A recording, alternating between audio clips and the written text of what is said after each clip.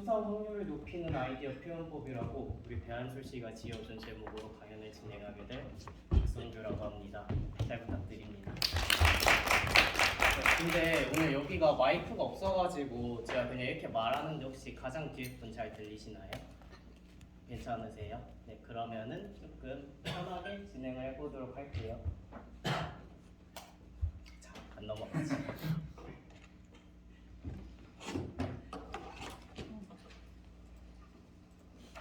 펜이 켜져 있었네요.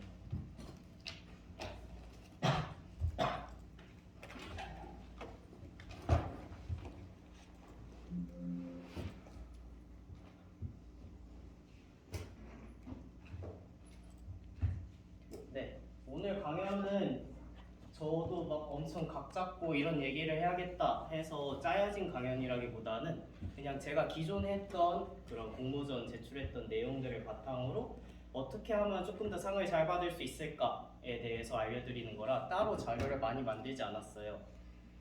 그러니까 여러분들께서도 막 강의 듣듯이 각 잡고 앉아서 강의 안 들으셔도 되고요. 그냥 되게 편안하게 음료도 마시면서 그렇게 들어주시면 되겠습니다. 먼저 제가 누군지를 알려드려야겠죠. 근데 뭐 제 자료를 딱히 안 만든다고 했으니까 흰 바탕에 검은 글자로 준비해봤어요. 이름은 익히 아시듯이 박성규라고 하고요. 전공이 항상 설명할 때마다 재밌는 것 같아요. 저는 이과대학 물리학과 18학번으로 입학을 해서 경영대학에서 기술경영학과를 전공하고 있고 그리고 공과대학에서 전기전자공학과를 또 다 부전공하고 있어요. 실제로 제 졸업 시뮬레이션에 들어가면은 저렇게 과가 3개나 뜹니다. 그래서 졸업학점이 178학점이에요.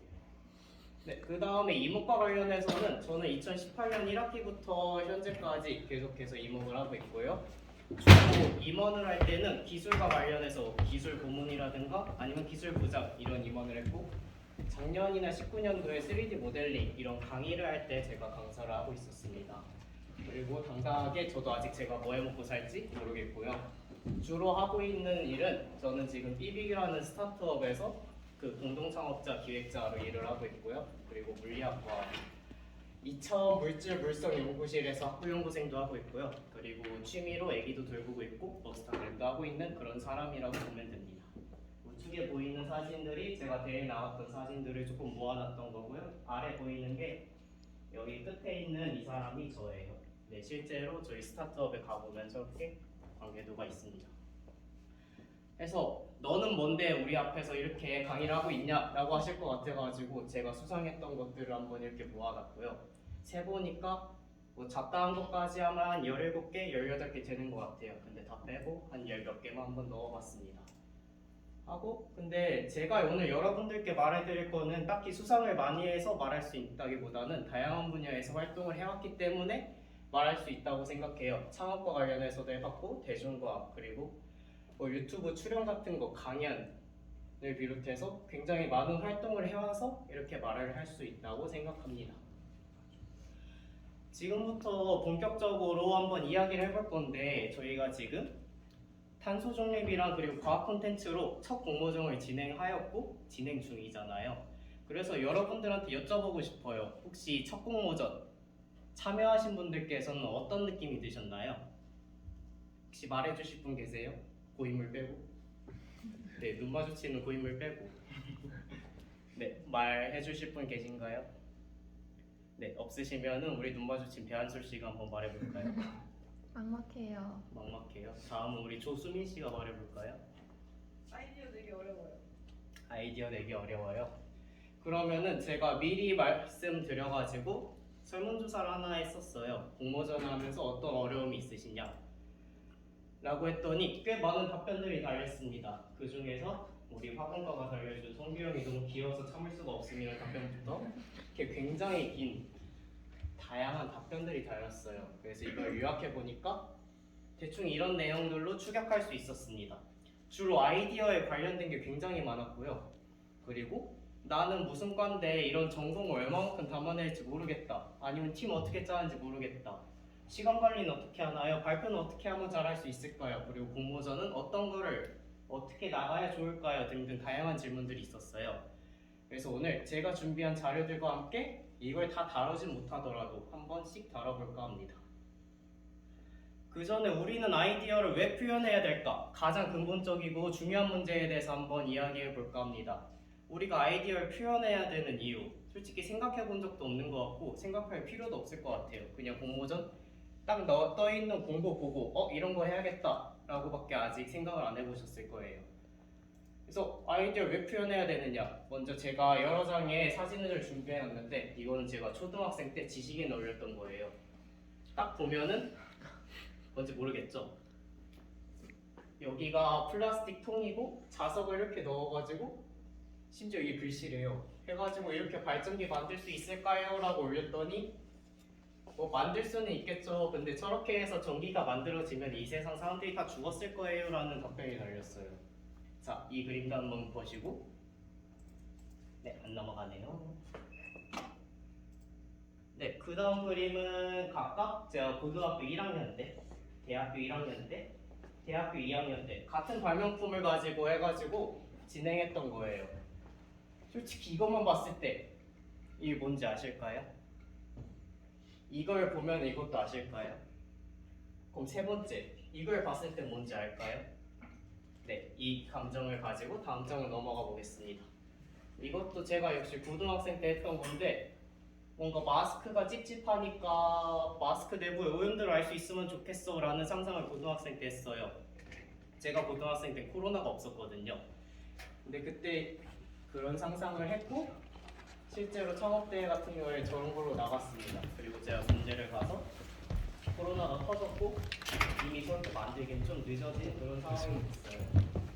마지막으로는 제가 전기전자공학부에서 과제를 할 때 지금 건대 앞에서도 신호등이 이렇게 건너갈 때 파란불, 안 건너갈 때 빨간불일 때 밟으면 삐 소리 나잖아요.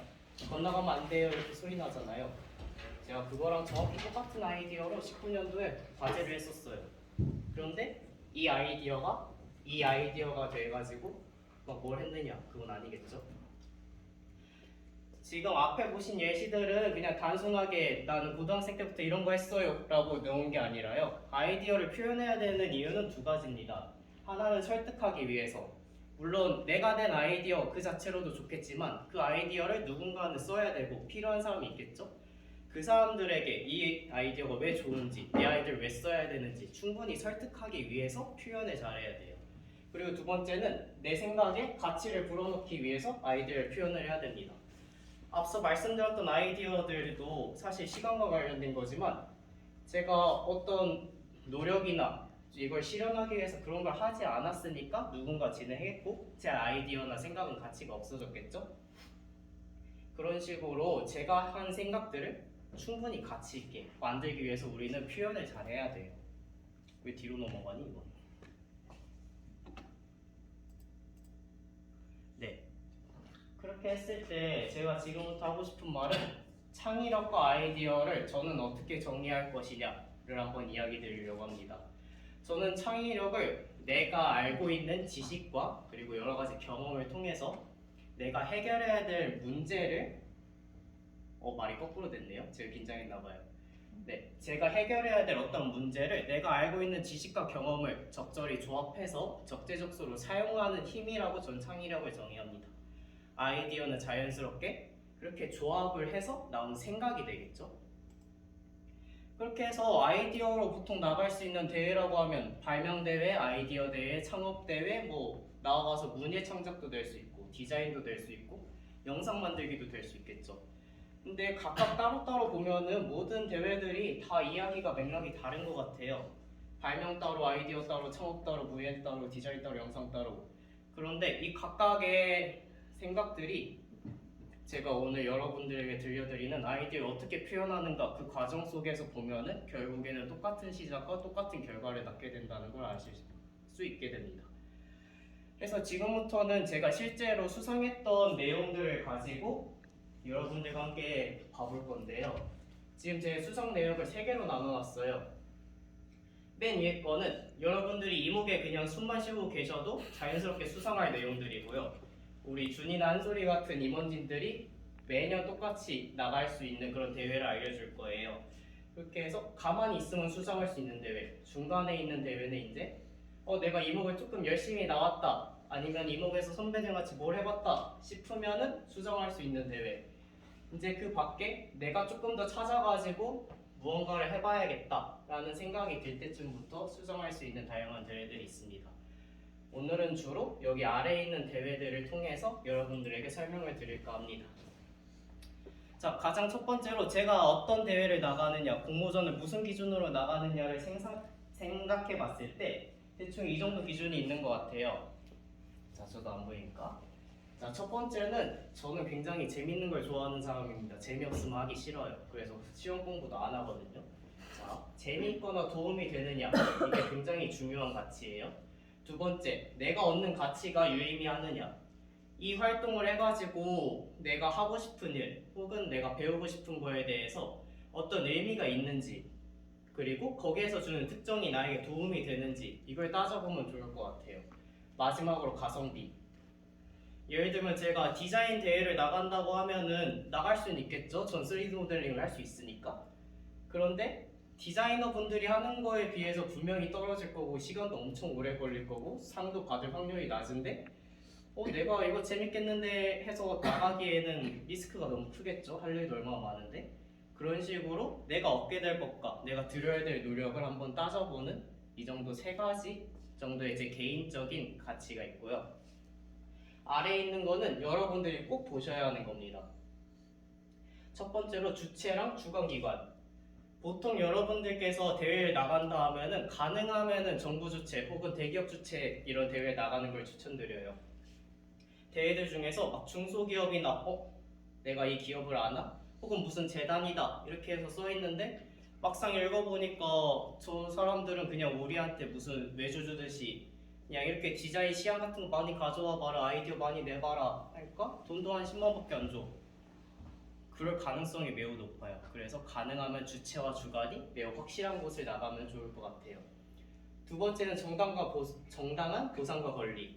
이거는 아마 디자인대 학생들이 많이 공감하실 텐데 어떤 기업에서 아이디어 대회를 이렇게 열면은 디자인 시안은 어차피 자기들이 할 거 미리 정해져 있지만 여러 가지 공모를 받아가지고 괜찮은 시안이 있네 해놓고 어차피 내정자를 상을 줘요. 그러면은 나는 냈는데 뭐 얻는 것도 없고 그냥 시간과 노력만 쓰고. 이걸 떠나서 일반 대회 같은 경우에도 분명히 굉장히 노력이 많이 들고 참신한 아이디어를 냈는데도 불구하고 권리가 저작자인 나한테 없는 경우가 있어요. 대회에 공고에 그렇게 써 있는 경우가 있어요, 실제로. 그리고 굉장히 힘들게 냈는데 돈을 막 10만원밖에 안 줘, 100만원밖에 안 줘. 내가 한 거에 비해서 적게 받을 수도 있어요. 그게 정당하게 측정이 되었는가도 한번 생각을 해보셨으면 좋겠습니다. 세 번째는 주제와 결과물의 형태예요. 어떻게 보면 여러분들께서 가장 눈여겨보셨을 건데 주제는 당연히 내가 하고 싶은 거 잘할 수 있는 거에 맞는지를 보시면 되는 거고요. 결과물의 형태는 내가 가장 잘 표현해낼 수 있는 형태인가, 내가 할 수 있는 형태인가. 예를 들면 글쓰기, 이미지, 영상 등등 할 수 있는 걸로 내야 되는가, 그걸 잘 보시면 됩니다. 4번, 5번 같은 경우가 이제 상을 타기 위한 것과 상당히 직결되는데 심사 기준 같은 경우에는 배점도 다를 수 있고 심사 기준을 분석해 보면은 이 사람들이 뭘 원하느냐를 알 수 있게 돼요. 5번 심사위원 같은 경우에는 안 써져 있는 경우도 많지만 공고문이나 포스터에 보면은 막 유명한 사람이면 이런 사람들이 심사를 합니다. 혹은 막 변리사가 심사를 합니다. 이렇게 써놓는 경우가 있어요. 그럼 그 사람들이 봤을 때 이 아이디어 좋게 생각하겠다. 혹은 그런 표현 방식을 채택해서 우리는 대회를 나가볼 수 있겠죠. 네, 그리고 여러분들께서 아이디어나 이런 걸 생각하실 때 흔히 하시는 오해가 있어요. 내가 대회를 나가려고 아이디어를 생각했는데 그 대회가 그게 막상 필요한 사람들한테는 좋은 아이디어가 아니에요. 내가 생각할 때는 이거 너무 대박이야, 되게 좋은 아이디어 같아 생각을 했는데 그 사람들한테 필요 안 해요. 돈이 안 돼요. 혹은 뭐 가치가 없어요. 그건 좋은 아이디어가 아닙니다. 그건 나중에 다른 곳에 썼을 땐 좋은 아이디어가 되겠지만 그 공모전에서는 좋은 아이디어가 될 확률이 없어요. 그리고 이미 공고년한 아이디어, 막 사회 문제를 이렇게 해결하겠다, 아니면은 막 되게 단순하게 막 뭐 탄소가 문제니까 탄소 포집 기술로 막 이렇게 할 거예요 라고 하면은 누구나 아는 얘긴데 그게 아이디어가 될까요? 되게 그냥 일반적으로 다 같이 아는 사실을 아이디어라고 쓰는 경우가 많아요. 그거는 절대 수상 못하겠죠? 세 번째, 딴소리하는 아이디어. 뭐 화학이라고 하면은 A를 만들어라 했는데 B에서 만들 수 있는 굉장히 좋은 아이디어입니다 하면서 냈어요. 혹은 A는 A인데 나는 A를 만드는 방법을 모집을 했는데 A를 이렇게 예쁘게 그리는 방법에 대해서 뭐 이렇게 낸대요. 그럼 되게 좋긴 한데 굳이 아니잖아요. 그런 식으로 그런 아이디어는 좋은 아이디어가 될 수 없어요. 그래서 주체랑 주관기관의 목적에 맞는 아이디어, 그리고 그들에게 가치를 줄 수 있는 아이디어, 마지막으로 이미 있는 거라도 내가 좀 더 발전을 해가지고 더 좋게 만든 그런 아이디어가 좋은 아이디어라고 생각합니다. 네, 지금부터는 제가 과거에 수상을 했던 자료들을 바탕으로 공고문을 읽어보고 제가 어떻게 썼는지 같이 한번 봐볼 거예요. 아이고 힘들다. 네, 첫 번째는 이 아이디어 공모전 같은 경우에는 서울 시민을 대상으로 발명대회를 열었고 뭐 화면이 안 보이네요. 잠시만요.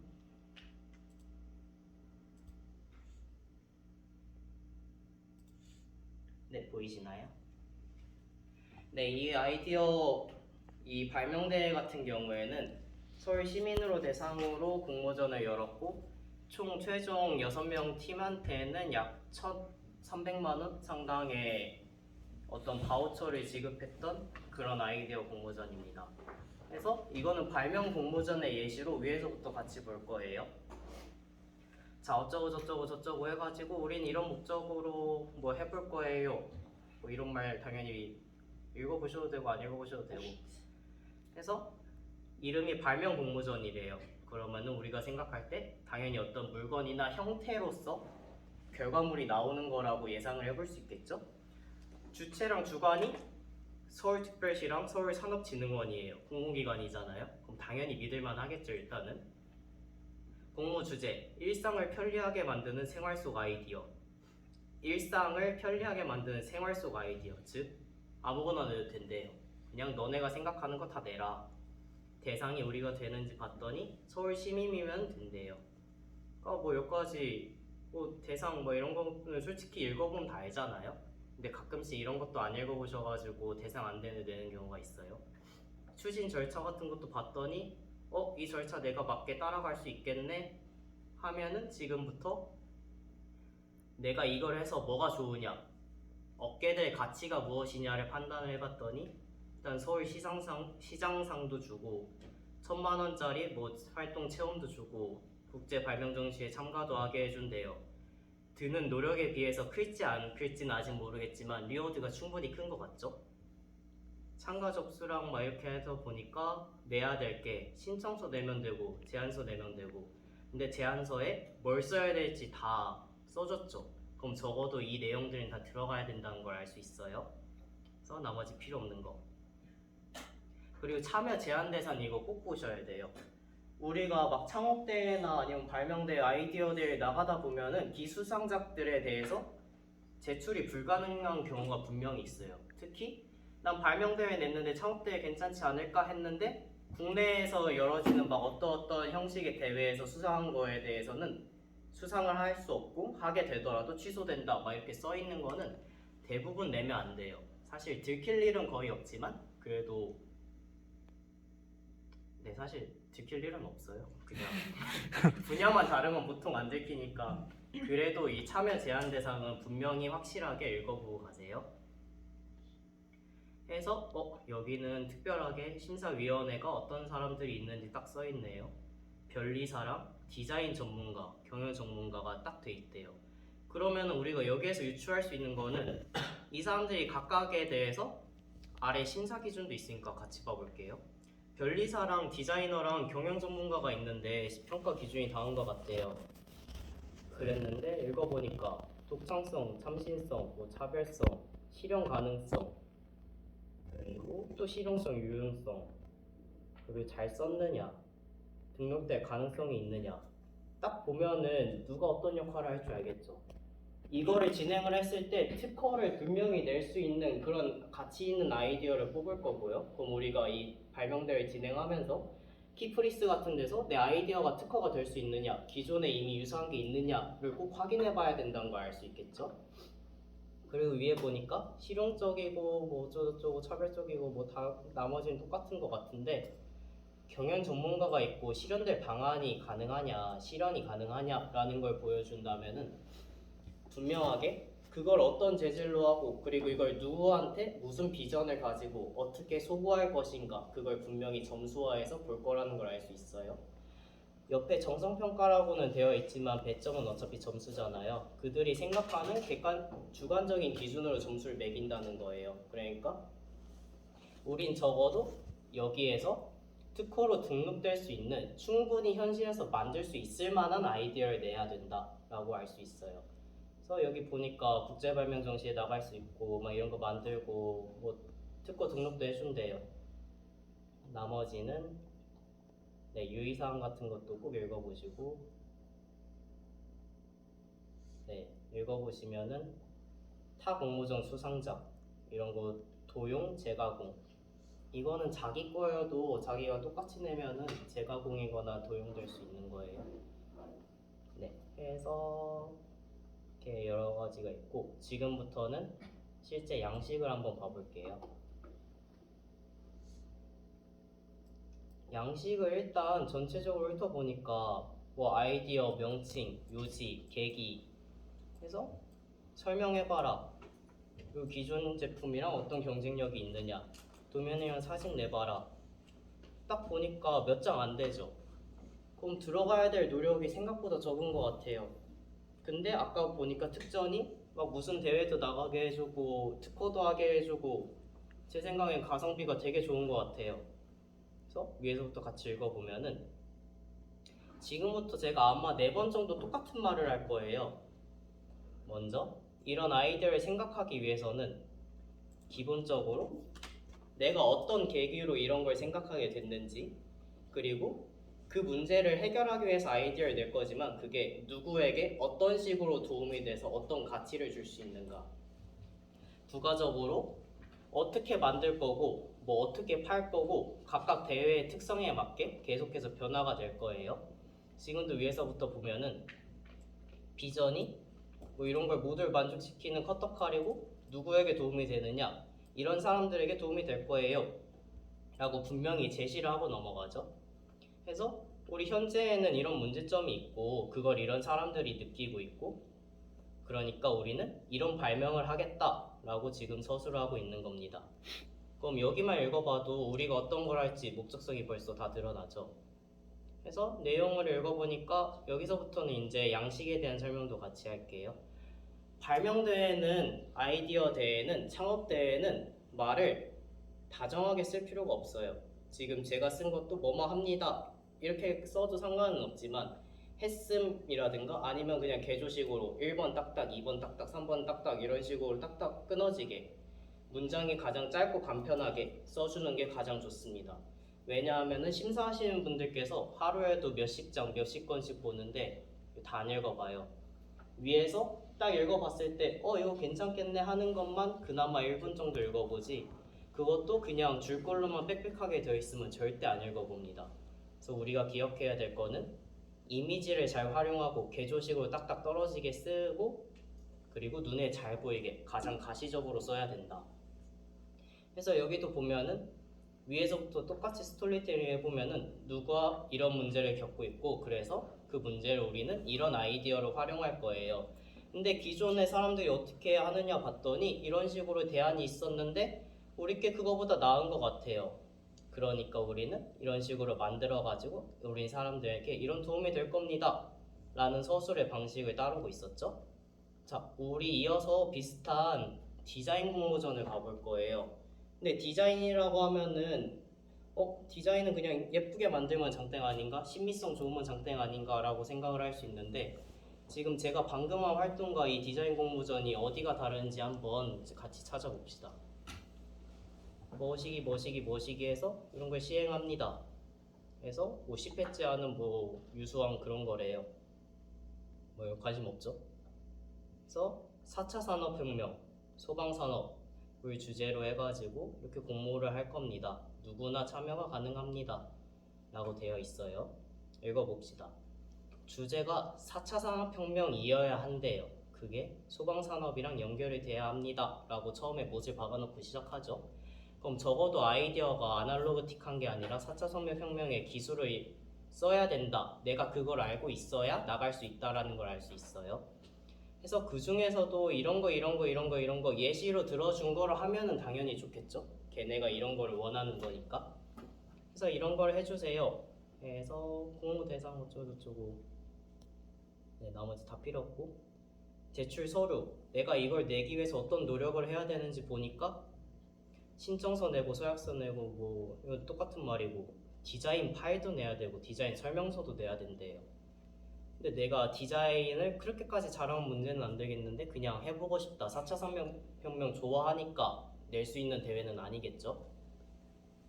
네, 해서 읽어보니까 여기에 분명하게 포함사항이라고 되어 있어요. 그러면은 적어도 우리는 이것들을 활용해서 목차를 구성을 해야 된다 라고 생각을 하고 넘어가면 됩니다. 그래서 심사위원, 여기 분야 전문가, 국민심사위원으로 된 뭐 이렇게 운영하겠대요. 분야 전문가면은 분명히 4차 산업과 함께 소방 전문가가 있겠죠. 그래서 한번 실시하고 뭐 어쩌고저쩌고 나머지 쓸데없는 거 빼고 심사 기준. 창의성, 상품성, 디자인, 기술성이 있어요. 그런데 이거 디자인 대회잖아요. 근데 위에 있는 게 30점이고 아래에 있는 게 20점씩이에요. 근데 위에 있는 게 상품성이랑 창의성이에요. 두 개 합치니까 60점인데 디자인 점수가 20점밖에 안 돼요. 디자인 대회인데. 그럼 얘네는 뭘 원하는 거예요? 예쁜 디자인 하라는 걸까요? 디자인은 당연히 그 용도에 맞게 잘 하되 니네가 얼마나 이거를 4차 산업혁명을 끌어와가지고 아이디어를 참신하게 그리고 우리가 실제 이걸 만들 수 있게 시장에 내보낼 수 있게 만들 수 있느냐가 80점이에요. 얘까지 더하면은. 한마디로 이 대회는 그냥 조금만 더 예쁘게 만들 뿐인 아이디어 대회, 발명 대회랑 똑같은 겁니다. 그럼 우리가 생각을 할 때 당연히 그런 기술적인 부분을 잘 어필을 해야지 수상을 할 수 있겠구나 라고 알 수 있겠습니다. 네, 해서 상 보니까 노력은 좀 해야 될 것 같은데 상격이 장관상부터 시작해서 청장상이랑 원장상까지 이렇게 내려와요. 돈도 300만 원이나 준대요. 그러면은 아는 디자이너 친구나 예디드 친구 있으면은 그냥 조금 뭐 몇 번 만나서 내보면은 잘하면은 300만 원 받겠는데 장관상 받겠는데 이 정도 견적이 나오겠죠. 그래서 여기도 역시 출품 제한. 표절 당연히 안 되고요. 다른 데서 받은 거 안 된대요. 나머지는 똑같습니다. 하고 출품 개수 제한이 없대요. 능력만 되면 몇 개든 내라. 네, 해서 제가 실제로 했던 거를 같이 한번 봐보겠습니다. 디자인 공모전인데 제출한 양식 보니까 아까 봤던 발명 양식이랑 크게 다르지 않죠? 저는 일부러 이렇게 썼습니다. 먼저 앞에서부터 똑같이 이 생각 왜 했습니까? 저는 이 생각을 이래서 했습니다. 이거 누구한테 어떤 도움이 될까요? 무슨 목적을 가지고 있습니까? 해서 우리는 이런 비전을 가지고 있어요 라고 아까랑 똑같이 설명했네요. 배경에서 조금 더 자세하게 최근에 이런 이슈가 있더라. 그러니까 우리는 이런 식으로 해결을 해볼 건데 어떤 기술을 쓸 거냐면은 이렇게 4차 산업혁명 기술을 쓸 거고 여기서는 딥러닝이나 이런 것도 쓸 겁니다. 그리고 이게 가능하냐 안 가능하냐 그 분명히 심사 기준이 있었죠. 선행 사례를 보아하니까 이런 식으로 분명히 가능한 게 있고 우리는 그걸 좀 더 발전해서 만들 거예요. 그래서 우리는 지금 이런 식으로 디자인을 했고 제작이 가능합니다. 우리는 이런 기능을 넣어가지고 아까 위에서 말한 목적을 이렇게 이룰 거고요. 그리고 네, 이런 식으로 가시적으로 딱 봤을 때 어떤 식으로 동작을 하는지 말로 100번 설명하는 것보다 저렇게 그림 하나 있으니까 훨씬 이해하기 좋죠. 그래서 실현 가능성, 우린 이런 알고리즘이랑 위에서도 똑같이 이미 다 하고 있으니까 할 수 있어요. 이거 하면은 너희들은 이런 효과를 얻을 거고 이런 게 걱정이 돼요? 그럼 우리 이렇게 해결할 수 있어요 라고 출처까지 딱 써서 줬습니다. 그럼 이것도 요약해보면은 최근에 이런 사람들에게 이런 문제점이 있는데 그럼 그들의 문제점을 우리가 이런 아이디어로 이렇게 해결을 하니까 너희가 이런 가치를 얻을 수 있습니다. 아까 말했던 거랑 똑같네요. 자, 다음은 이제 질문이 들어왔었던 전공과 관련된 내용이에요. 네, 나노형 챌린지는 저기 뒤에 있는 조소민 씨랑 같이 했었던 그런 공모전입니다. 네, 이것도 위에서부터 보면은 당연히 제한사항 걸려 있고요. 그리고 이거는 조금 더 걸려 있어요. 자기 소속된 걸 쓰면 안 된대요. 근데 어차피 걸리진 않겠죠. 수상자 보니까 장관상부터 시작해서 여러 가지 회장상까지 쫙 내려와요. 근데 돈도 꽤 많이 주는 것 같은데 이건 양식을 봐야지 가성비가 좋은지 안 좋은지 한번 알겠네요. 그래서 똑같이 이런데 행사에도 나갈 수 있고 너희들 도움이 좀 많이 될 것 같아 라고 생각할 만합니다. 공모 주제도 세분화되어 있고 이런 식으로 따를 거고. 그래서 신청서를 봤어요. 보니까 이것도 신청서만 보면은 그렇게 빡세지 않아 보여요. 2장짜리 그냥 글로 써서 내면은 1차가 붙는데요. 그러니까 한번 해봄직 하겠죠? 위에서부터 같이 볼게요. 자, 보통 한 가지 짚고 넘어가고 싶은 게 만약에 자유양식이나 아니면 양식이 있더라도 개요는 내가 따로 써서라도 넣어주는 게 좋아요. 예를 들면 창업대회, 발명대회, 무슨 아이디어 대회든 개요는 거의 다 있지만 그게 따로 없으면 개요 혹은 요약이라는 이름으로 가장 앞 페이지에 이렇게 요약해서 적어줄 수 있는 게 가장 좋습니다. 왜냐면 그래야지 사람들이 평가하시는 분들이 그 앞장만 보고도 이거 괜찮겠는데 하면서 흥미를 가지고 뒷장을 읽어보게 돼요. 자, 이것도 똑같이 위에서부터 볼게요. 제한명 이건 안 읽도록 하겠습니다. 네, 동기 우리는 이런 걸 봐가지고 이런 걸 할 건데 이거는 누구한테 이런 도움이 될 거래요. 그랬더니 기존에 어떻게 하고 있느냐? 이렇게 하고 있더라. 그래서 너네가 어떻게 할 건데 이런 기술들을 활용해서 이런 내용으로 내용이 너무 어렵죠 근데 이렇게 만들어가지고 할 건데 이런 걱정 괜찮다 하면은 이거 너무 어렵네요 갑자기. 네, 이것도 결론은 똑같습니다. 어차피 발명 아이디어 되는데 전공이 조금 더 가미된 거잖아요. 네, 이건 넘어갈게요. 저도 뭔 소리인지 모르겠네요. 네, 다음은 이번엔 진짜 그냥 아이디어 대회를 가져와 봤어요. 이것도 공고를 천천히 읽어볼 건데 주제가 포스트 코로나 시대에 신산업 분야 청년 미래 공공 일자리 창출 아이디어래요. 그러면은 일자리 아이디어인데 포스트 코로나 시대 혹은 신산업 분야라는 키워드에 맞는 일자리 아이디어를 내야겠죠? 그래서 이런 4대 주자 중에서 한 개씩 택하고 이렇게 해서 써라. 보니까 네, 그냥 평범한 겁니다. 여기서 내가 가장 잘할 만한 게 뭐냐 따져봐가지고 나 이거 해야겠다 하면 되는 거예요. 자격, 국민 누구나 네, 상관없고 공모 방식 상관없고 근데 여기에 내용을 스토리텔링 형식으로 제안하라고 되어 있어요. 그러면은 얘네들이 어떤 시나리오나 이야기를 좋아한다 혹은 이거를 바로 뽑았을 때 이런 페르소나를 가지고 내가 써먹겠다 이런 의도를 알 수 있겠죠. 해서 시상 뭐 이건 당연한 얘기고 이것도 서울시장상이랑 50만원, 30만원, 20만원 준대요. 그래서 여기도 똑같이 다른 거 나갔던 거 안 됩니다 써있고 양식을 볼게요. 이거 쓰면은 50만원 준대요. 그것도 심지어 그냥 글로 썼는데 그러면 굉장히 할만하죠. 심지어 상격이 서울시장상이에요. 네, 지금부터 읽어볼게요.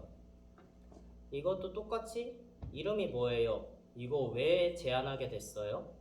이건 누가 줬나요? 그리고 어떻게 할 겁니까? 이거는 누구에게 어떤 게 좋은 거고 이걸 하면 이런 게 좋습니다. 우리는 이렇게 진행을 할 수 있고요.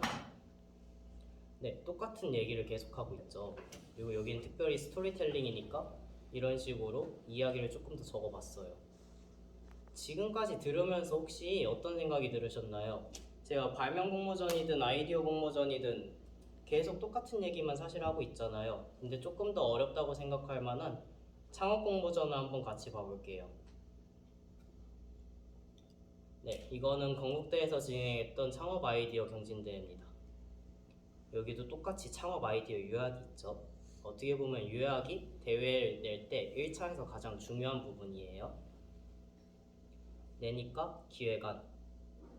뭐 이건 창업 특성상 조직 소개가 당연히 있는 거고, 위에서부터 보니까 우리는 어떤 사람들에게 이런 가치를 줄 겁니다.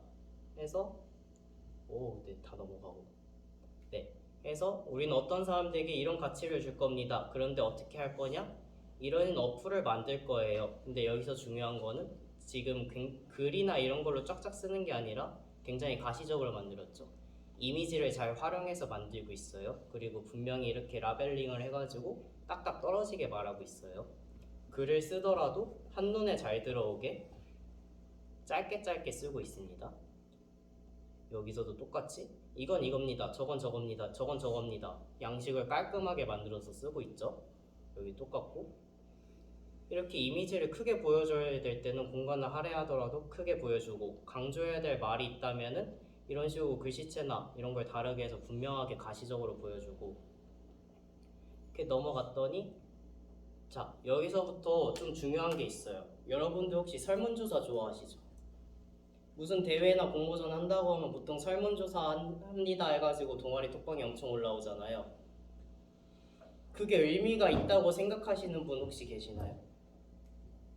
나는 그게 정말로 의미가 있어서 하는 거예요 라고 생각하시는 분. 그 의미가 있으려면 어떻게 해야 될까요? 네, 잘 모르겠죠.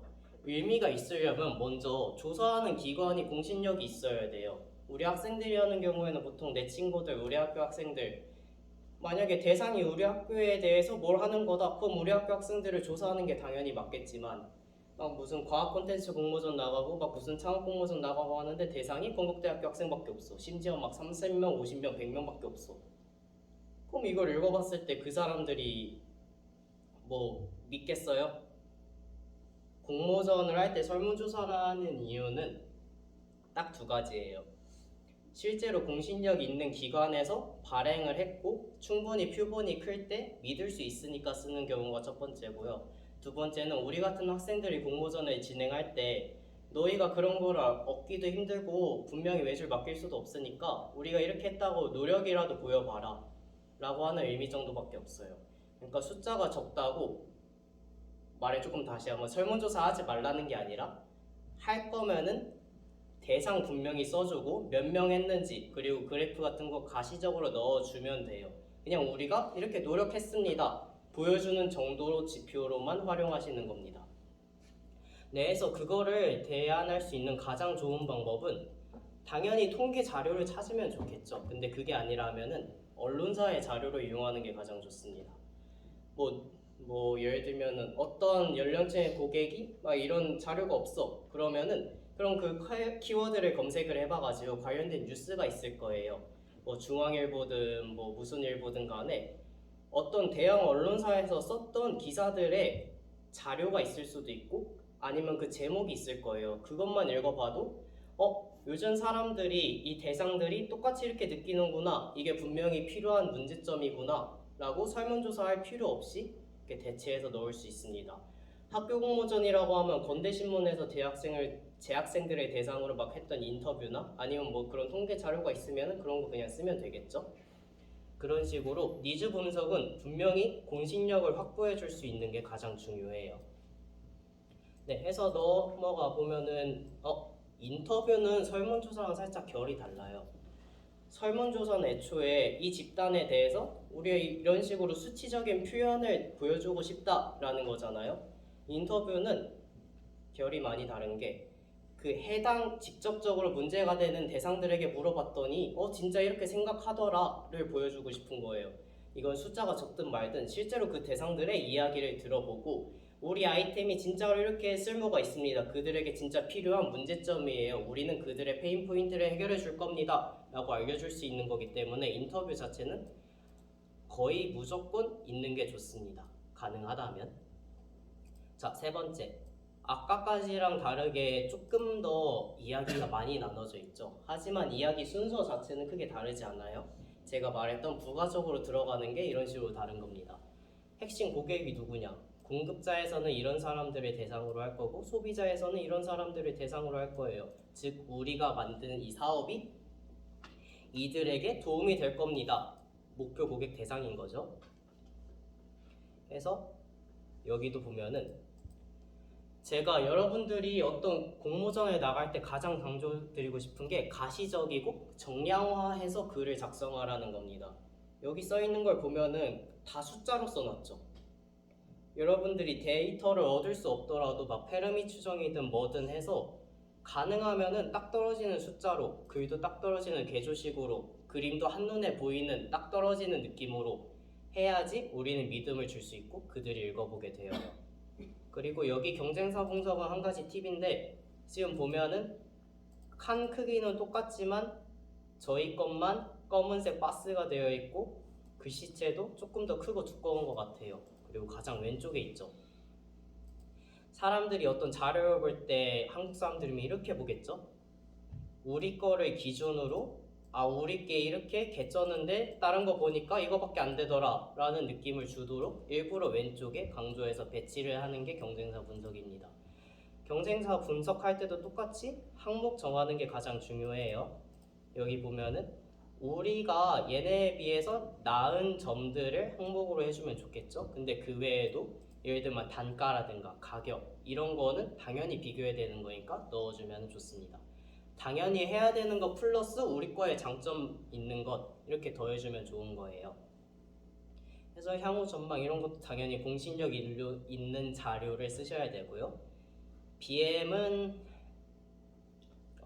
혹시 창업하고 싶으신 분? 네, 없으면 넘어갈게요. 네. 그래서 포지셔닝이나 이런 마케팅 같은 내용들 다 넘어가고 여기도 가시적으로 분명히 표현을 하고 네. 아마 여러분들이 쓰시면서 가장 당황하고 어려워할 만한 부분이 저는 이쯤이라고 생각해요. 계획을 써라. 예산을 어떻게 쓸 거냐 라는 말을 한 번씩 보신 적 있으실 거예요. 이번에 있는 과학 콘텐츠 공모전 같은 경우에도 너네가 돈이 얼만큼 있으면은 이런 식으로 예산을 쓸 거냐 라는 게 마지막 부분에 있더라고요. 그럼 그거 어떻게 써야 될까? 라는 게 가장 큰 고민일 텐데 가장 쉬운 대답은 내가 생각하는 것 중에 가장 그냥 상세하게 쓰면 돼요. 솔직히 모르겠다? 그럼 뭐 쿠팡이든 뭐든 검색을 해가지고 그 아이템이 나오면은 비회원으로 아무나 구매할 수 있다고 가정했을 때 이 링크에서 이 옵션으로 이렇게 구매해서 단가가 이만큼이고 배송비가 이만큼이니까 우리가 이만큼 구매하면 이만큼 돈 쓸 거예요. 이보다 상세하게 쓸 수 있어요? 없겠죠. 모르겠으면 그냥 이렇게 쓰면 되는 겁니다. 네, 여기도 똑같이 이렇게 회계 방식대로 쓴 란이 있었고 뭐 기타 등등 쓸데없는 거 같은 게 있었습니다.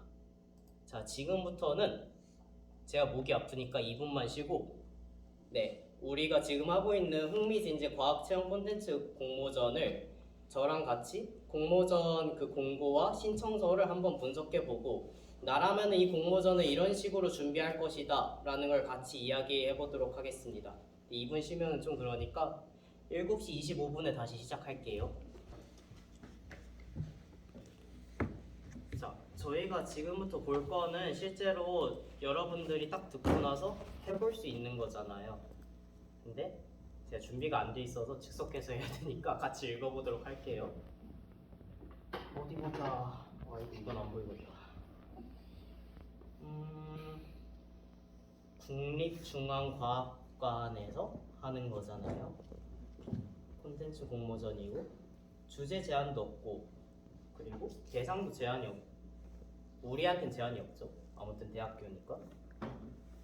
보니까 네, 여기도 똑같이 심사 대상 제한되는 거 있고 뭐 그리고 추후에 우수 콘텐츠로 활용을 하는데 사이언스 데이에 운영진을 초청을 할 거래요.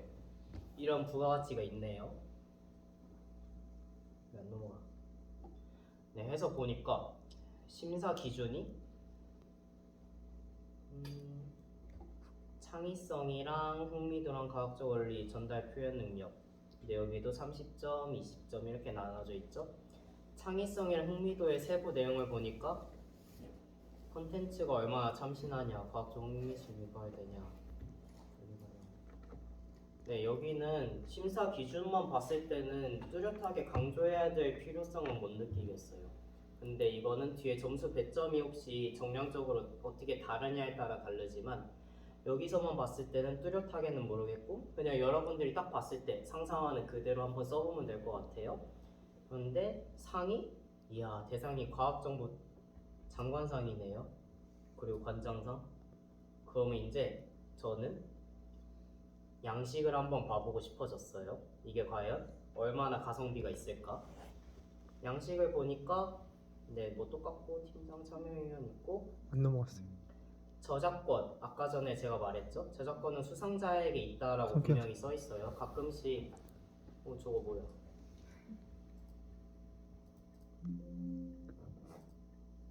보이나요? 안 보이네요. 저도 똑같은 학생이라서 실수가 전문 강사가 아니라서 왜 안 꺼지지? 회장님 안 꺼져요. 수상자에 있지만 그래도 영리적인 활용은 우리가 할 수 있습니다. 당연한 얘기 써 있고요. 근데 진짜로 주의해야 될 게 가끔씩 저작권은 본사에 귀속됩니다. 본 기관에 귀속됩니다. 진짜 그렇게 써놓는 데가 있어요. 근데 여러분들이 낸 아이디어인데 저작권만큼은 자기한테 있어야겠죠. 네, 또 읽어보니까 뭐시기 쓸데없고 네, 소개서 아래 보니까 양식이 되게 쓸 게 없죠. 근데 장관상 줄 거래요. 그러면은 저라면은 되게 그냥 과자 먹듯이 한 번쯤 해볼 만한 거라고 생각해요. 읽어보니까 제목, 목적, 방법, 주의사항. 네, 주의사항. 그리고 재료 목록 이렇게 써 있어요. 그러면 여기서부터 어떻게 구성을 할지 아래 보니까 추가 설명 자료 이런 거 있으면 무조건 넣으시는 게 좋아요. 이렇게 있고 자, 지금부터는 저라면은 이걸 어떻게 접근할까 같이 상상을 한번 해볼게요. 일단은 중립공원과학관이라는 데가 사람들에게 과학으로, 대중과학으로 무언가를 하는 곳이잖아요. 근데 걔네들이 우리한테 새로운 콘텐츠를 내놔라 라는 공모전을 하겠대요. 그러면은 기존에 있는 걔네가 하는 지시래. 걔네가 하는 콘텐츠는 어떤 게 있는지 확인해 볼 필요가 있겠죠. 그리고 아까 봤던 뭐 가을 머시기에서 이렇게 특전으로 하게 될 거니까 라고 써 있었잖아요. 그럼 그 가을 머시기라는 행사에서는 무슨 내용으로 어떤 내용으로 진행을 하는지 확인해 볼 필요성이 있을 거예요. 그렇게 기존에 얘네들은 이런 걸 하더라 라는 게 알게 되었으면은 우리가 이 과학관에 대해서 과학관은 주로 대상이 누군데 그런 컨텐츠를 하느냐를 생각을 해봐야겠죠. 알아봐야 되겠지만은 여기서는 살짝 치트키를 쓰자면은 전 서울시립과학관에서 대중과학으로 활동을 해서 알고 있습니다. 그래서 여러분들에게 그냥 말씀드리면은 과학관의 주 대상은 애기들이에요. 초등학생이 주고요. 그보다 어린 것도 조금 그렇고 그보다 많으면은 보통 중고등학생까지. 과학관에서도 성인을 대상으로 한 어떤 과학 콘텐츠를 분명히 진행하고 싶고 그게 가장 화두긴 하지만 홍보도 잘 안 되고 참여율도 저조해요. 실제적으로 과학관은 아기들을 먹고 살고 있어요. 그럼 우리가 여기서 참가 목표 대상을 두 가지로 생각할 수 있겠죠? 기존의 과학관의 그런 캐시카우인 아이들을 대상으로 한 좋은 컨텐츠를 만드느냐 아니면 역으로 뒤집어서 그런 과학 행사는 온 가족이 할 수 있는 행사입니다 라고 홍보하는 만큼 엄마, 아빠 혹은 이런 어른들이 같이 참가할 수 있는 그런 콘텐츠를 만드느냐 두 가지를 고민해 볼 수 있을 거예요. 그럼 이제 기존에 했던 것도 알았고 그럼 기존에 하던 거에 문제점을 파악을 했을 거죠. 그리고 대상을 애기들로 할 거냐 어른들로 할 거냐도 우리가 정할 수 있을 거예요. 그럼 그 다음에 생각해야 될 게 뭘까요? 말해볼 사람 하면 말 안 할 거죠. 나라면 이렇게 할 것 같아요. 있으실까요? 다시 따져보면은 기존엔 이렇게 하더라. 근데 걔네가 원하는 게 이거더라. 나는 이런 사람들을 대상으로 하고 싶다 라고 한다면은 다음에 무슨 생각을 할 수 있을까요? 아이들이 관심 가질 만한 거. 맞아요. 우리가 하고 싶은 목표가 되는 대상이 좋아하는 거, 그들은 어떤 걸 원하는지, 그들에게 줄 수 있는 가치가 어떤 게 돼야지 좋아할지를 판단을 해야겠죠. 그럼 그런 거 대충 조사했어요. 그랬더니 뭐 반짝반짝 빛나는 거, 이렇게 변하는 거, 혹은 집으로 가져가는 걸 좋아하더라. 그럼 우리가 여기서 조금 더 생각해 볼 수 있을 만한 게, 그럼 기존에 하던 것들 중에서는 그런 것들이 뭐가 있을까? 그럼 걔네들의 좋은 점만 뽑아서 우리가 새로운 프로젝트를 만들 수도 있을 거고, 기존에 하던 것들의 문제점만 해결을 해서 이렇게 새로운 걸로 만들 수 있을 거고, 이런 식으로 접근을 할 수 있겠죠. 해서 만약에 글을 쓴다고 쳤을 때, 그러면 우리는 벌써 아까 말했던 거에 큰 틀을 거의 다 따라왔어요. 위에서부터 체험 목적이라 해놓고 빈칸이라고 있다고 해가지고 여기다가 그냥 줄 걸로 기존은 이러니까 우리는 이 사람들에게 이렇게 할 거예요, 이딴 식으로 쓰면 아무도 안 읽겠죠. 우리는 기존에, 그러니까 동기가 있고 기존의 문제점이 있고 선행 문제점, 뭐 기존 문제점, 그리고 대상이 있고, 와 글씨 진짜 못 쓰네. 그리고 비전이 있고 목적이 있고, 이런 식으로 개조식으로 뭐뭐 땡땡 뭐뭐 땡땡 이라고 안에다가 넣어줘도 상관이 없겠죠. 해서 위에다가 체험 목적에다가 그런 식으로 이야기를 쫙 써놓고, 체험 방법은 그럼 어떻게 써야 될까요? 방법 그냥 이것도 똑같이 타자기로, 애기들이 이거 좋아하니까 그럼 화학적 실험을 이용해서 빨간색이 노란색으로 바뀌는 실험을 할 거예요 써놓고 말 건 아니잖아요. 채용 방법에는 무슨 내용이 들어가면 좋을까요?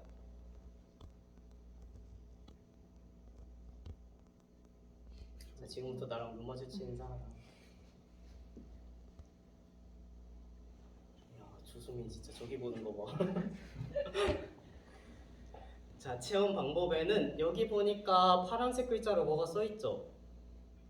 우리가 양식을 볼 때 가장 중요한 거는 여기에서 하라고 공부문에 써있는 말이나 실제 양식에 써있는 파란색 글자가 가장 중요해요. 실제로 뭐 창업이든 아니면 발명 공모전에 나가보면은 양식에 파란색으로 이런 거 쓰세요라고 콤마가 되어 있어요.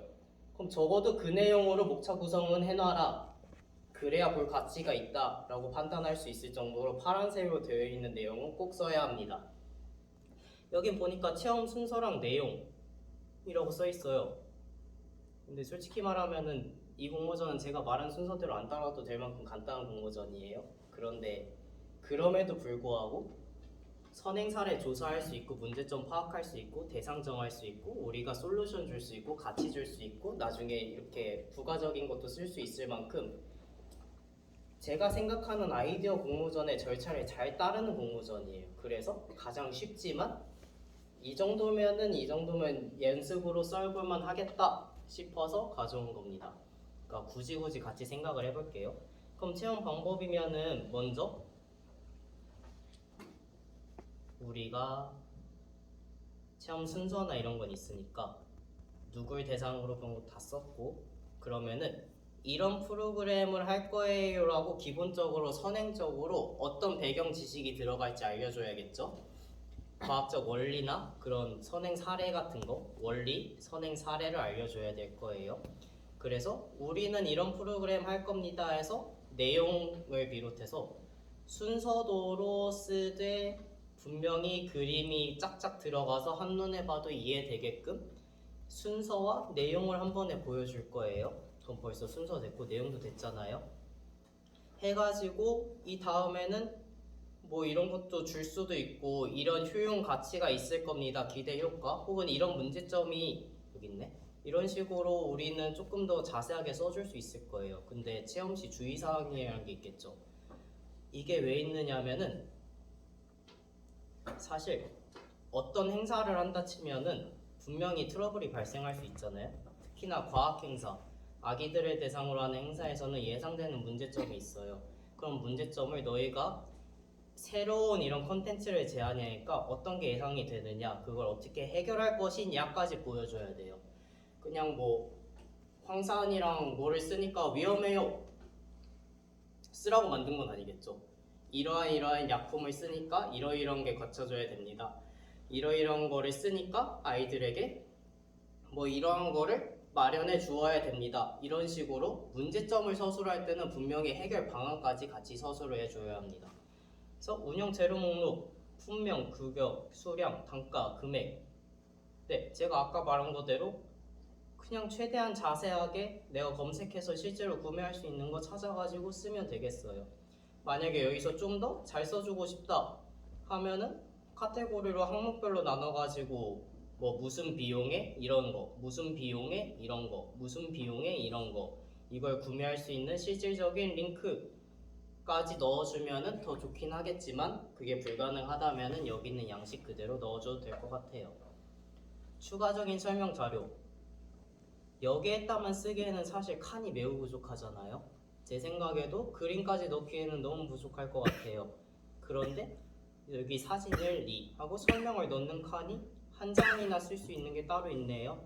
그럼 위에서 이런 순서도 같은 거 예쁘게 만들었는데 여기다만 그림으로 넣거나 아니면 잘 안 들어갈 것 같다, 혹은 내가 꼭 보여줘야겠다 싶은 것들 여기다 무조건 넣어놓고 강조해 주시면 되겠습니다. 그렇게 했더니 간단하게 끝났네요. 그런데 여기 평가표 예시를 보니까 아까랑 다르게 배점에 점수가 간극이 있네요. 분명히 이러한 것들을 매길 건데 우리는 이거를 그냥 심사위원들의 정성적인 가치로 얘는 7점짜리야 10점짜리야 하는 게 아니라 분명히 이거보다 세부적인 평가 기준이 있을 거고 그거에 맞춰서 30점, 27점까지 해서 18점까지 나눠서 매길 겁니다 라고 굳이 써놨네요. 그러면 정량적인 평가를 할 건데 평가의 간극이 12점, 8점, 12점, 8점이에요. 한마디로 여기서는 차이가 크지 않지만 예를 들어 나중에 창업하고 싶다는 사람은 없었으니까 뭐 외주나 수주나 이런 입찰 공고 같은 걸 하게 되면은 이런 공고문 같은 거 읽어볼 때 어떤 항목은 몇 점 만점인데 한 계급단 0.1점입니다. 1등이랑 2등이랑 차이가 0.1점이에요. 그러면은 내가 조건이 조금 부족한 것 같아. 내가 한 3등 되는 것 같아. 그래도 1등이랑 0.2점밖에 차이가 안 나죠. 너네까지 지원해봐라 이 소리입니다. 근데 이 항목은 이렇게 있고 간극이 10점씩 내려가요. 그래서 꼴등이 20점이래. 100점 만점인데 1등이 100점이고 근데 나 봤더니 40점이야. 그럼 간극 몇 점이에요? 60점이죠. 하지 말라는 소리거든요. 이런 것도 똑같이 배점을 봤을 때 이거는 여기에는 해당은 되지 않지만 여러분들이 이렇게 배점이 세부적으로 나눠져 있으면은 얘 같은 경우에는 30점, 29점, 28점, 27점이 되어 있는데 얘 같은 경우에는 30점, 26점, 22점, 18점 이렇게 되어 있네?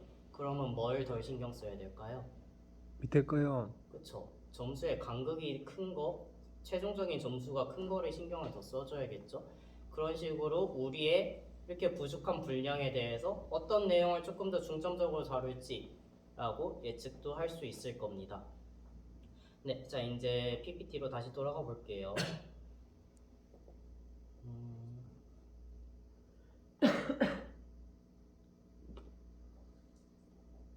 네, 지금까지는 제가 사실 말씀드린 대로 준비된 강연이 아니라서 그냥 지금 떠오르는 말만 그냥 하고 있는데요.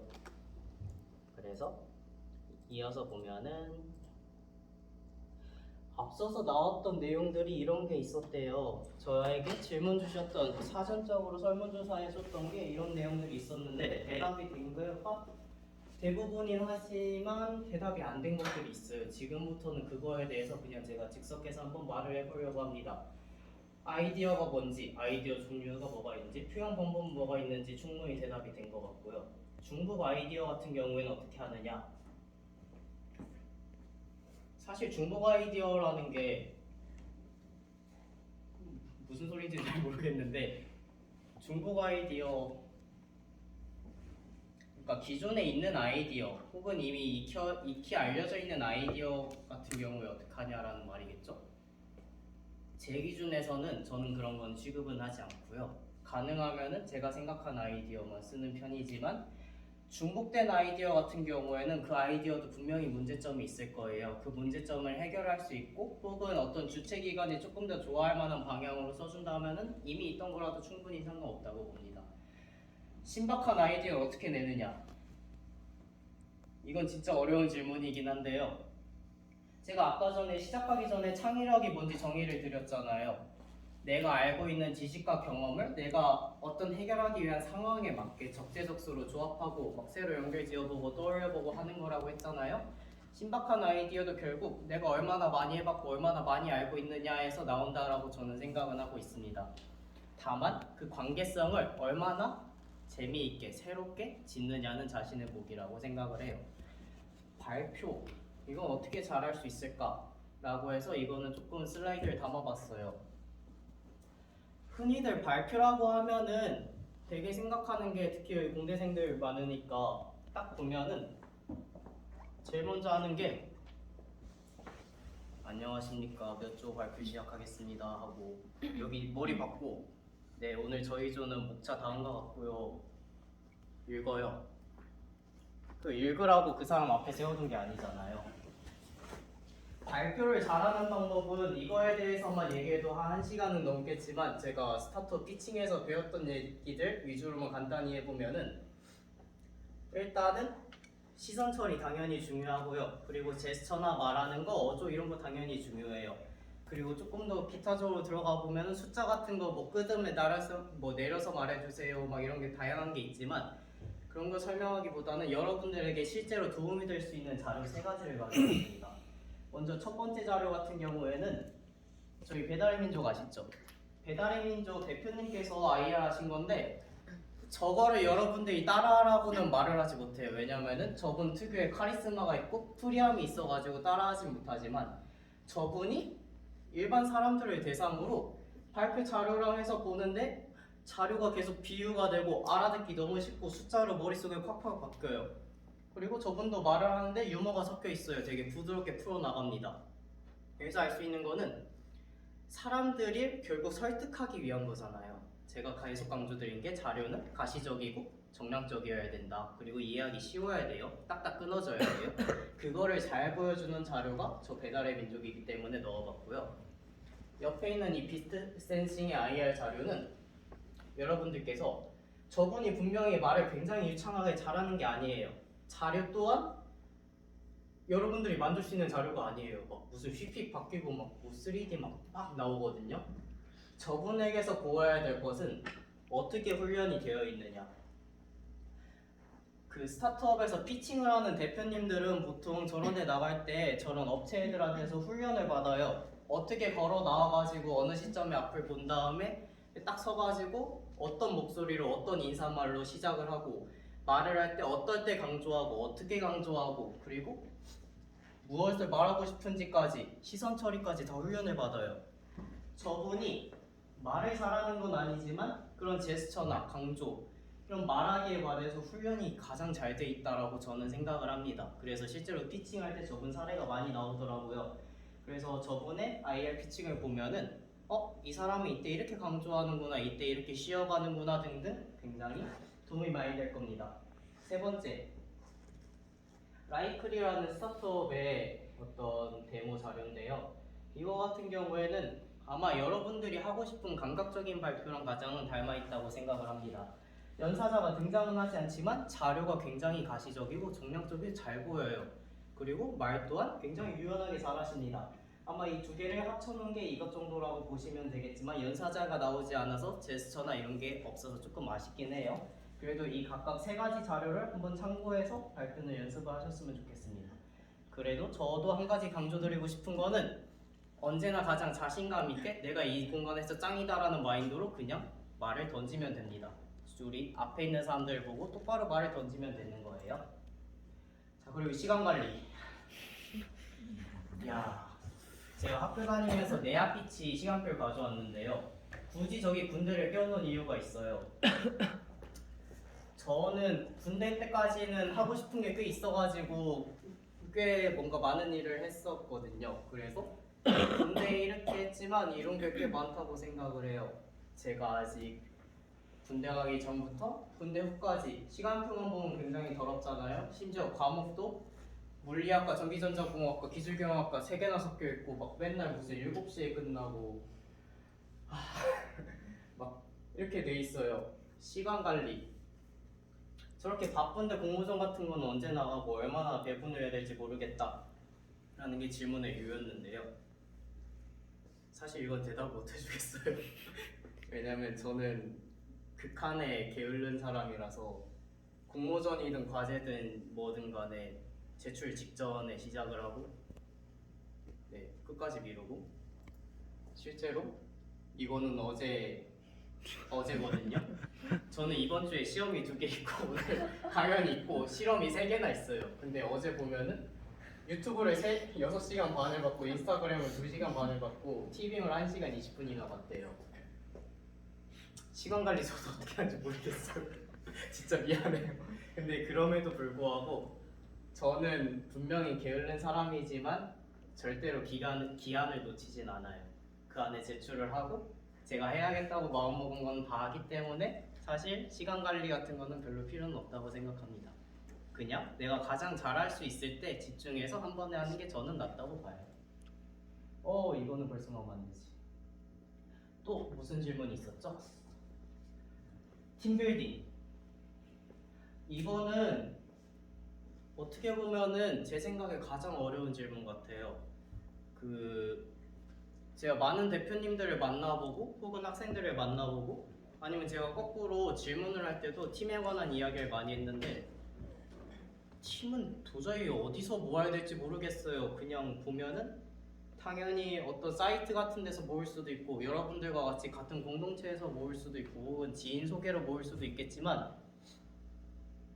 어떻게 해서든지 항상 사고가 있고 하겠죠. 근데 그럼에도 불구하고 몇 가지 팁을 주자면은 일을 같이 먼저 간단한 일이라도 같이 해보면 좋을 것 같아요. 예를 들면 같이 해커톤 대회 나가본다든가 아니면은 내가 이런 위치에 있으니까 너 이거 해볼래 해서 외주를 드듯이 일을 줘봤는데 막 기간도 넘기고 나 이때까지 하면 안 돼 하면서 반발로 그냥 이렇게 얘기하고 뭐 시간 약속도 안 지키고 퀄리티도 안 나온다? 그럼 같이 일할 사람이 아니겠죠? 그런 식으로 그 사람에 대해서 조금씩 경험을 해보는 게 가장 좋은 방법인 것 같다. 사실상 모르는 사람이랑 뭘 하는 거는 그렇게 추천드리진 않는다. 가능하면 지인 추천이든 내가 아는 사람이든 그 사람의 능력을 가장 잘할 때 일을 하면 좋을 것 같아요. 전공 담아내기. 이거는 공모전의 습성이래. 특성에 따라 다르겠지만 공모전을 제가 아까 전에 어떻게 읽는지 말씀드렸잖아요. 심사 기준을 봤더니 어떤 나의 전공을 많이 담아야 돼. 그런 공모전이야. 그럼 공모전 특성에 맞게 당연히 전공을 잘 담아야겠죠. 근데 일반적인 공모전이에요. 그런데 내가 이 전공의 특성을 이용해서 과학적 특성을 이용해서 이렇게 발명을 할 겁니다. 나쁘지 않아요. 단지 그 사람들이 이해를 못할 뿐. 그러니까 쓰긴 쓰되 일반적인 공모전이라면은 굳이 깊게 쓸 필요 없이 내가 이렇게 할 거예요 원리 혹은 딱딱 잘 보이게만 해주고 과학적인 공모전이에요 그럼 당연히 가시적으로 정량적으로 근거가 있게끔 서술을 해야 될 것입니다. 네, 그거 말고는 제가 안 다룬 게 있을까요? 그게 있었죠. 공모전의 과정. 공모전을 시작해서 상 타는 과정까지가 궁금하다고 하셨어요. 근데 아까 전에 제가 추진 일정을 계속 넘어갔잖아요. 그 이유가 공모전의 과정은 굉장히 단순합니다. 공고가 올라오고 신청자를 받잖아요. 참가 제안서를 써요. 거기서부터 이제 수상하기까지의 과정이 공모전마다 다르긴 하지만 크게 나눠보면은 그냥 어떤 서류만 제출하면은 이 사람이 상입니다 하고 딱 나오는 공모전 유형이 있을 수 있고 서류를 제출하고 발표를 해서 이 사람이 상입니다 나오는 게 있을 거고 서류를 제출하고 뭐 1차, 2차, 3차 해가지고 이걸 만들어 와라 프로젝트용 공모전이 있을 거고 이런 식으로 대충 약 3가지 정도가 있는데요. 맨 앞에 거 같은 경우에는 솔직히 기간이 길게 안 걸리고요. 두 번째 같은 경우에도 보통 한두 달 안에 끝나요. 근데 세 번째 프로젝트형 같은 경우에는 짧게는 몇 달에서 길게는 1년까지 가는 것 같습니다. 그 정도 기간이 소요가 돼서 공모전이 진행이 되는 것 같아요. 네, 그거 말고는 딱히 없고 네, 이거는 제 자기소개할 수 있는 그런 사이트를 띄워놨는데요. 여러분들께서 저에게 다른 질문들이 있으시면은 카톡방에 있는 저를 찾아주셔도 좋고 아니면은 저기에 있는 링크로 들어가시면은 선배님 이런 활동 하셨네요. 저도 이번에 이런 거 하려고 하는데 저도 어떻게 하는지 궁금해요라고 참고할 수 있게 제가 어떤 교육을 들었고 어떤 활동을 했고 어떤 공모전에 나갔는지 정리해둔 곳이 있어요. 그래가지고 저곳을 참고해서 이런 건 어떻게 하나요? 라고 물어보셔도 됩니다. 그리고 하단에 보면은 제 번호와 함께 연락을 할 수 있는 수단이 써 있으니까 언제든지 부담 없이 연락을 주시고요. 네, 끝으로 하고 싶은 말은 일단은 저도 여러분들과 똑같이 아직 대학생이에요. 18학번이고 4학년이고 앞으로 내년 중순까지는 적어도 학교에 있을 예정인 똑같은 학생입니다. 그러니까 그냥 편하게 물어볼 거 있으면 물어보시라는 의미였고요. 그리고 이거는 제가 이런 강연을 할 때마다 보여주는 건데 제가 1학년 때부터 했던 것들을 쭉 정리를 해놓은 거예요. 근데 보면은 여기서 주의 깊게 봐야 될 게 파란색인데 이렇게 짧게 보면은 솔직히 나간 거에 비해서 파란색 빈도수가 그렇게 많진 않죠. 근데 다만 여기엔 표시 안 된 게 있어요. 지금 이렇게 많은 활동들을 했고 약 여기까지는 작년 여름까지만 기술이 되어 있는데 한 100가지 정도가 되는데 파란 색깔이 그렇게 자주 보이진 않잖아요. 그런데 제가 여러분들에게 오늘 아이디어는 어떻게 되는 거고 이렇게 하는 겁니다 라고 설명을 드릴 수 있었던 이유가 저렇게 많은 걸 해봤고 그리고 설명할 수 있을 정도만 저는 스스로 알고 있는 거잖아요. 근데 저도 누구한테 배운 게 아니니까 당연히 1, 2학년 때는 이렇게 못했겠죠. 그때의 수상 비율보다는 제가 여기에 써야 있지 않은 게 전역하고 나서 대충 8개의 대회를 나갔는데 6개, 7개에서 수상을 했어요. 그러면은 여기에 보이는 밀도보다 지금 보이는 밀도가 훨씬 높겠죠. 저는 이 차이가 오늘 여러분들에게 말씀드린 공모전에 이렇게 나가고 아이디어는 이렇게 표현합니다 라는 그 정도를 아는 거, 그 정도 차이라고 생각을 합니다. 그러니까 여러분들께서도 그냥 재미있어 보이는 공모전 나에게 도움이 될 만한 거 혹은 친구가 같이 해보자 아니면 선배님이 해보자 이렇게 하는 거 그냥 다 나가보시면 될 것 같고요. 해서 가장 중요한 건 내가 재밌어야 되고 그리고 궁금한 건 언제나 저나 준이나 한솔이 같은 선배들한테 물어보시면 되겠습니다. 자, 오늘 강연 그럼 이상으로 마치고 질문 받도록 할게요.